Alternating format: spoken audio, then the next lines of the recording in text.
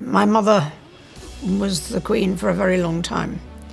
And although you kind of know that this might happen, you don't really think about it very much. Prince Andrew just leaked the Queen's final will, and Buckingham Palace is in shock. No one expected him to be the one reading it. And what's inside? It's shaking the royal family to its core. Forget tradition. This will change everything. Who gets what, who's trusted, and who's been quietly cut out. Here's exactly what Prince Andrew revealed and why the palace is scrambling to contain the fallout. You'd think the task of reading the Queen's will would fall to King Charles, or maybe Princess Anne. But instead, out stepped Prince Andrew, holding a sealed envelope that looked like it weighed 1,000 pounds. There were gasps, literal gasps. Andrew? The same Andrew who had practically been exiled from public duties? The same Andrew whose recent years had been filled with controversy? And yet, there he stood, the chosen voice of Queen Elizabeth's final wishes. Was this one last olive branch from the Queen? Or was it something else entirely? The room held its breath. Charles's jaw clenched. Anne didn't flinch. William's eyes narrowed slightly, his thoughts unreadable. The seal on the envelope cracked, and just like that, the Queen's voice was in the room again. The will began with a tone of gratitude. The Queen thanked her family for their service, for carrying on the crown's duties during her long reign. There were nods, polite silence, but everyone knew that wasn't the part they were here for. The weight shifted in the room as Andrew turned the page. The next part would determine more than just who got what. It would reveal how the Queen saw each of them in her final days. What she valued, who she trusted, who she wanted to carry the torch, and who she didn't. Family see ourselves there as to support that role.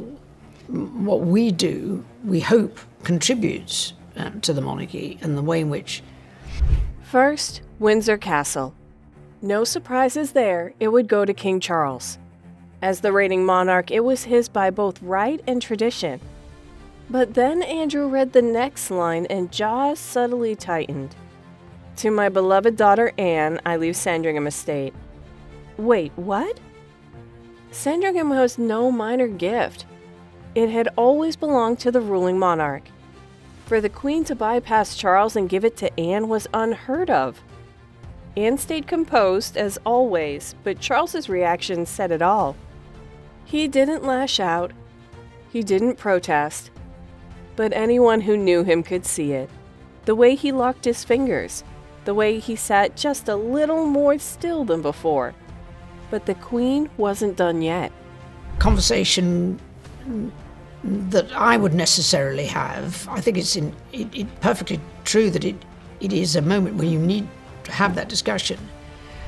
Balmoral Castle, the family's treasured Scottish retreat, has always been passed down to a single ruler.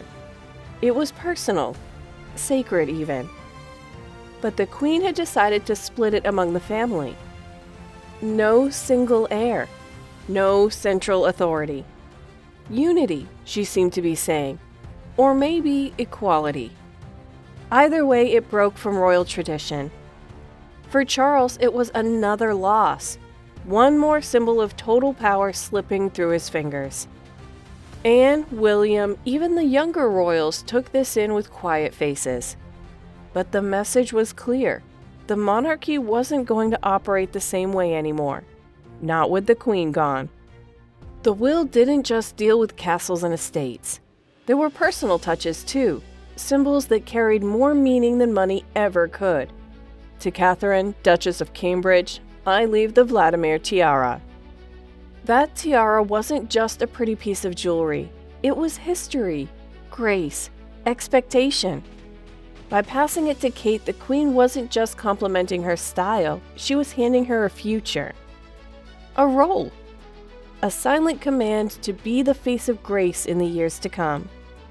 Kate, poised as always, gave nothing away. But those who knew her could see the weight of the moment in her eyes.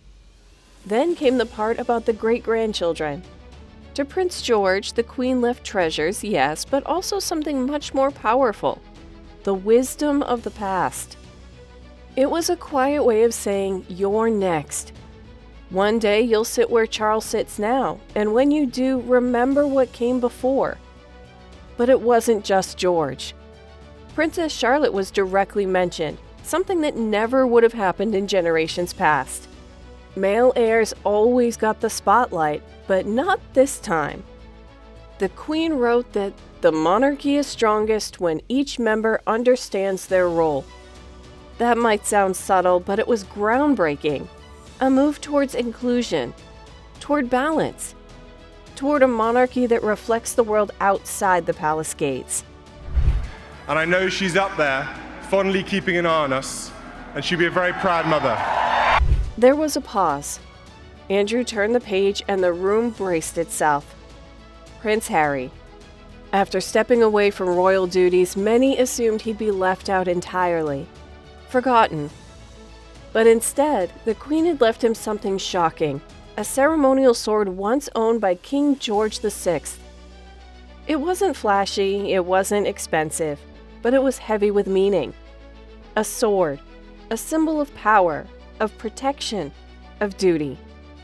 Some in the room saw it as a peace offering, a final gesture that said, "You're still one of us." Others saw it differently, a reminder, a subtle nudge toward the life he left behind. William shifted. Charles's fingers twitched, but nobody spoke. The Queen had made her decision, and no one could undo it now. As Andrew neared the end, the mood shifted again. He read the Queen's last message, and for a moment it felt like time froze. She spoke of unity, of strength, of family ties that must endure even when tested. She asked them to support each other even when they didn't agree. It wasn't just a will, it was a wish. A final plea from a mother to her children, from a monarch to her legacy. And when Andrew stopped reading for the first time all day, the room wasn't tense. It was quiet, reflective. Even Charles, stiff and still throughout, looked distant, as if her words had reached somewhere deeper than he expected. I speak to you today with feelings of profound sorrow. The Queen's will was read, but the fallout was only beginning. Charles got Windsor Castle, yes, but not Sandringham, not Balmoral, not the full control he expected. For decades, he had waited patiently, publicly for his moment. For the crown, for the estates, for the reign. But now that it was here, the rulebook had changed. His mother had changed it. Would he honor her wishes, or quietly try to undo them? Some insiders believe Charles might try to reclaim what he sees as his royal right, but doing that could spark some serious backlash. The British public loved the Queen. Going against her final wishes could paint him as tone-deaf, power-hungry, disconnected. It's a risky move, and he knows it. I know this important work will go on in the trusted hands of others. And then there's Anne. She never wanted the spotlight, never chased the throne. But now, with Sandringham in her hands, she holds something that even Charles doesn't. Will she step up? Use this unexpected authority to shape the family from within? Or will she stay behind the scenes, quietly honoring her mother's trust? Many believe the Queen gave Anne this gift because she was the most loyal, the most consistent, the one who never caused drama, never saw headlines. If so, it's less about land and more about legacy. William, for his part, is watching it all unfold. One day he'll be king, but the monarchy he inherits won't look like the one his grandmother led. It's more fragmented, more flexible, less about dominance and more about cooperation. But the decisions he makes will shape the monarchy for decades. The Queen's will wasn't just about castles and crowns. It was a statement, a turning point. She broke with tradition. She rebalanced the scales. She gave more than titles, she gave choices. And now the royal family faces a path forward that's less about what they inherit and more about who they choose to become. Will they rise to her challenge or fall into conflict? Only time will tell. But one thing's clear, the queen didn't just pass down property. She passed the test.